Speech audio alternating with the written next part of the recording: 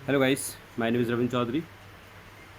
एक बार एक राजा राजा वृद्ध हो चुका, तो राजा ने सोचा कि चलो क्यों ना हम जंगल में चल के आराम से वहाँ पे तपस्या करेंगे, और अपना राजपाट पूरा अपने बच्चों को सौंप के वो निकलने के लिए तैयार हुआ। तो उस राजा की 4 रानियाँ थीं।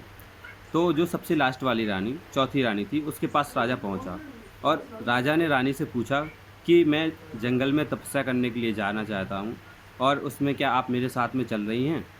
तो रानी ने कहा कि मैं आपके साथ में नहीं जा सकती हूँ, और आप ही जंगल में चले जाइए, मैं आपके साथ में नहीं जाऊँगा। तो राजा बहुत ही निराश, राजा ने सोचा कि मैं इससे बहुत प्यार करता था और ये हमारी बात भी नहीं मान रही है, तो बहुत वहाँ से निराश होके और वापस आया।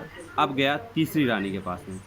जैसे ही राजा तीसरी रानी के पास में पहुँचा, तो उसने कहा कि मैं जंगल में जाना चाहता हूँ, क्या आप मेरे साथ में चलेंगी? तो तीसरी रानी ने कहा, मैं आपके साथ में नहीं चलूँगी, और आप यदि ज़्यादा ज़ोर-ज़बरदस्ती करेंगे तो मैं नहीं जाऊँगी, आप चले जाइए, मैं दूसरी शादी कर लूँगी।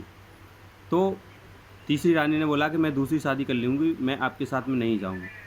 उसके बाद में राजा ने सोचा चलो 2 रानी तो नहीं बोल रही हैं, तो दूसरी रानी जो थी उसके पास में राजा गया। दूसरी रानी बहुत बुद्धिमान थी, जो पॉलिटिकल डिसीज़न थे, जो भी राजपाट में निर्णय लेने होते थे, वो राजा की मदद करती थी उसमें, मतलब बहुत ज़्यादा बुद्धिमान थी। तो उसके पास में पहुँचा, तो दूसरी रानी बोली, देखो राजा साहब, आपने बात मुझसे कही, बहुत अच्छी बात है, आप जंगल में जाना चाह रहे हैं, अच्छे से जाइए। लेकिन मैं आपके साथ में जंगल में नहीं चल सकती हूँ। हाँ, मैं इतना ज़रूर कर दूँगी कि आप जब जंगल में जाएँगे और आप जब मर जाएँगे, तो आपका अंतिम संस्कार मैं अच्छे से बड़े ही धूम-धाम से राजशाही तरीके से करवा दूँगी।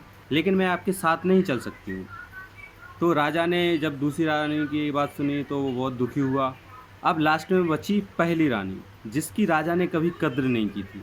सबसे पहले उससे शादी की थी, लेकिन उसकी कभी कद्र नहीं करता था।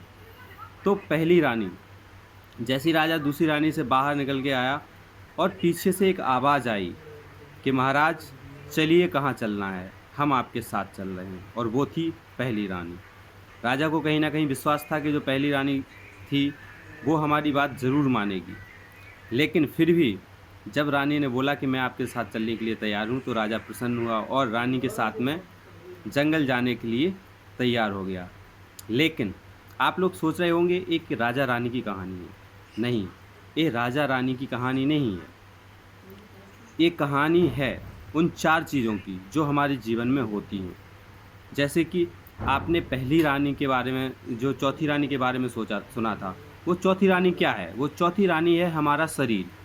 हम अपने शरीर के लिए दिन-रात मेहनत करते रहते हैं, बॉडी बनाने के लिए या कुछ अच्छा करने के लिए, कुछ गोरा-काला जो भी हो, हम इसके लिए दिन-रात सोचते रहते हैं कि मेरा शरीर है, मेरा शरीर है, मेरा शरीर। जबकि मेरा शरीर जो है वो चौथी रानी की तरह है, वो हमारे साथ में नहीं जाएगा, फिर भी हम उसके पीछे-पीछे भागते रहते हैं। उसके बाद में तीसरी रानी क्या है? तीसरी रानी वो सारी चीज़ें हैं जो आप यूज़ करते हैं, मोबाइल है, गाड़ी है, घर है, बंगला है, कार है, ये सारी चीज़ें तीसरी रानी की तरह हैं, ये आपके साथ नहीं जाने वाली हैं। तीसरी रानी ने क्या बोला था, मैं आपके साथ नहीं जाऊँगा, मैं दूसरी शादी कर लूँगा। तो ये जब आप चले जाएँगे, तो आपके अलावा दूसरे व्यक्ति को ट्रांसफ़र हो जाएँगी, जितनी भी सारी आपकी चीज़ें हैं। तो इनसे इतना ज़्यादा कनेक्ट नहीं होना है। अब इसके बाद में दूसरी रानी ने क्या कहा था कि आप मर जाएँगे तो मैं आपका संस्कार, अंतिम संस्कार बहुत ही धूमधाम से करा दूँगा। वो दूसरी रानी कौन-सी है? वो दूसरी रानी है हमारी परिवार। हमारा परिवार, हमारे जो पड़ोसी हैं, हमारे जो रिश्तेदार हैं, जो हमारे जानने वाले हैं, जान-पहचान वाले, वो दूसरी रानी है। वो आपकी अंतिम यात्रा तक, मृत्यु तक, जहाँ आपको दफ़नाया जाएगा, जहाँ आपको जलाया जाएगा, वहाँ तक ही साथ जाएँगे। उसके अलावा वो चाह कर भी आपके साथ नहीं जा सकते। तो ये हुई दूसरी रानी। अब है पहली रानी। पहली रानी है हमारी आत्मा, जिसकी हमने ज़िंदगी में कभी भी परवाह ही नहीं की। जबकि सबसे ज़्यादा परवाह मुझे अपनी आत्मा की करनी चाहिए, क्योंकि वही आपके साथ में जाता है और कुछ भी नहीं जाता है। तो आप हमेशा अपनी आत्मा को कभी भी दुखी ना रखें, उसके लिए ही जो करें करना चाहते हैं, और बाकी चीज़ें आपके साथ नहीं जाने वाली हैं। तो दोस्तों, ये कहानी आपको बताती है कि आप अपनी आत्मा की बहुत ज़्यादा परवाह करें, अपने सोल की बहुत ज़्यादा चिंता करें, उसको कभी ना दुखी होने दें, और बाकी सारी चीज़ें आने जाने वाली हैं। आप रहेंगे तो रहेंगी, आप नहीं रहेंगे तो नहीं रहेंगी आपके लिए। तो बहुत-बहुत धन्यवाद, आपने कहानी को सुना। चैनल पर नए हैं तो लाइक कीजिए, सब्सक्राइब कीजिए, शेयर कीजिए। Thank you. नमस्कार।